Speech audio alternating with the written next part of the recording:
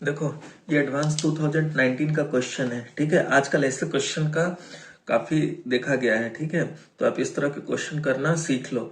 Late AP bracket में A semicolon D denotes the set of all the terms of an infinite AP with first term A and common difference D. इसका मतलब है कि ये first term denote कर रहा है और ये कॉमन डिफरेंस। ऐसे कोई भी सीक्वेंस का, एपी के सीक्वेंस का, ये फर्स्ट टर्म डिनोट कर रहा है और कॉमन डिफरेंस ये होगा, ठीक है।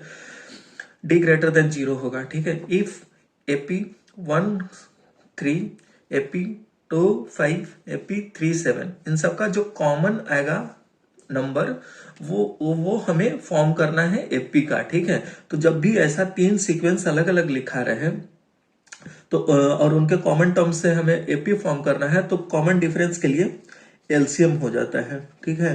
LCM of D1 D2 D3, ठीक है। तो ये एलसीएम हम किसका किसका लेंगे।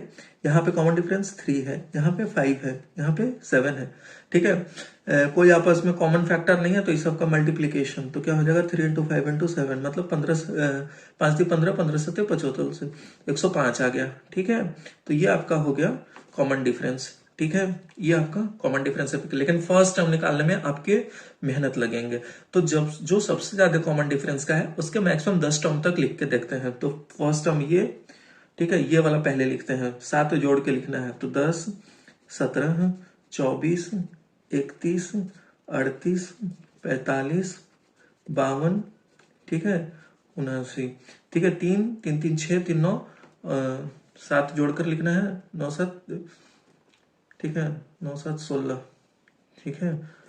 हाँ, ये हो गया आपके पास 10 टर्म। अब दूसरे वाले का लिखना है 5 जोड़ के, 2 7 12 17 22 27 32 37 42 47 52, देखो एक 52 है, रुक जाते हैं यहीं तक, ठीक।